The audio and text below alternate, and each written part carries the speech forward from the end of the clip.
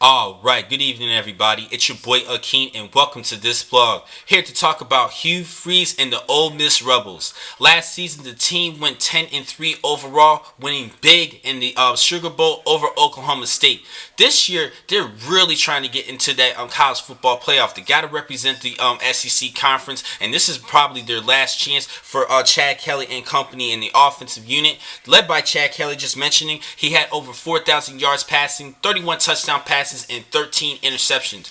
But big loss in the receiving core. They no longer have Laquan Treadwell, who did have over 1,000 yards last season. But they do have some players that I believe that can step it up and work well together as a team. And Damare Stringfellow, Quincy Aldebajo, sorry if I mispronounce your name, Markel Pack, that's another player that's going to have to step it up. The three returning leading receivers headed back for this season. I think they should work well together. They already worked together as a team well last season. At running back, Jalen Watson spent his 4 years in eligibility. He's no longer with the team. That means that Jordan Wilkins and Akeem Judd is going to have to step it up at running back and split in time. Particularly Akeem Judd, he did average 5.5 yards per carry last season. He's a big guy. I think he can work well in giving you some tough bruising yards. The team did average 181 yards on the ground last season and 517 yards of total offense. With Kelly back, I think this team does have a chance of winning the SEC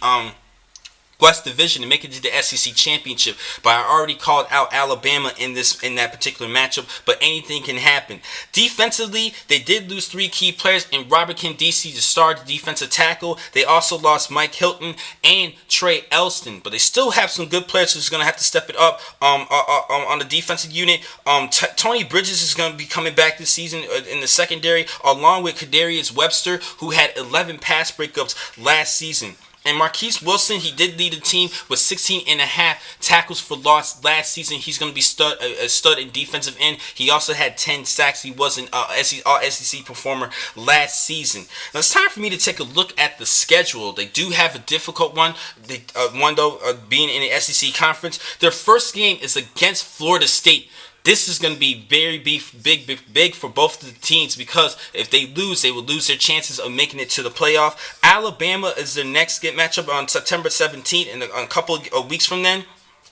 September 24th against Georgia. That could be a little bit of a scare to just have to stop the run and put the pressure on the quarterback, Grayson Lambert. October the 1st is a revenge game against Memphis, who upsetted them last season. October 22nd against LSU. That's always been a great matchup we've been seeing. November the 12th is against Texas A&M. That is actually the team that I picked to win the SEC championship this season as a sleeper, not as a sleeper, but as a little bit of a shocker. A lot of people had their money on Alabama. I know I've been doubting Alabama before, but I have to go with Texas A&M, and I'll explain a little bit later. November 26th is our arch rival against Mississippi State for the Rebels. I think they have a big chance of losing that game against Texas A&M. The game against Alabama is going to be a little bit of a big factor there too, because Alabama is looking to avenge last season's loss.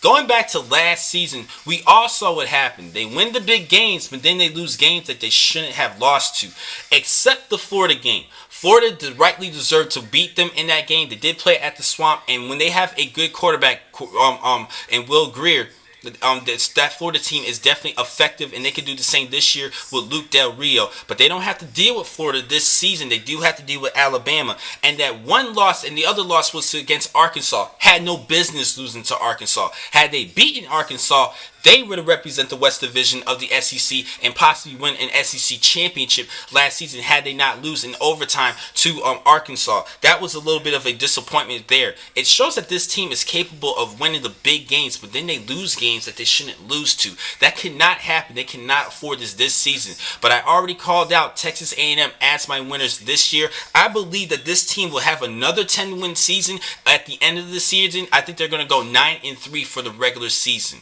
Now, the next time I'm going to catch you guys will be in just a couple minutes. I have one more preview for the season. Thank you for watching this vlog. I'm your man, Akeem McCall. Be easy.